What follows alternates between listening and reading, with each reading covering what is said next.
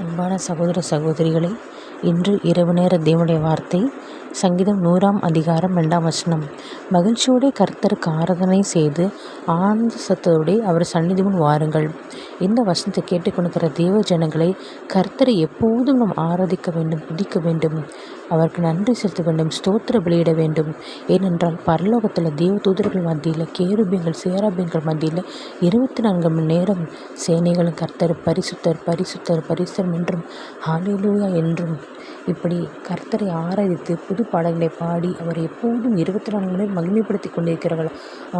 ஆனால் நாம் பூலோகத்தில் வாழ்கின்ற நாம் சிறிது நேரம் நாம் கிடைக்கிற சிறிது நேரத்தில் நாம் கர்த்தரை ஆராதனை செய்து துதித்து அவருக்கு அந்த மனமகிழ்ச்சி நாளை நாம் கொண்டாட வேண்டும்.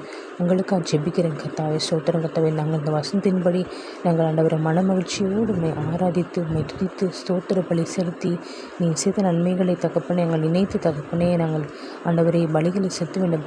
துதி ஆராதனை செலுத்த வேண்டும். அப்பா, ஸ்தோத்திரம் கர்த்தாவே. நன்றி ராஜா. எங்கள் சபையை ஆசீர்வதிங்க ராஜா. எங்கள் குடும்பத்தை ஆசீர்வதிங்க.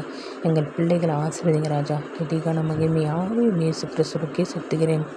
மீட்பெறும் இரட்சகருமாகிற இயேசு கிறிஸ்து இன்ப நாமத்தில் ஜெபிக்கிறேன். ஜீவன் நல்ல தகப்பனே, ஆமென்.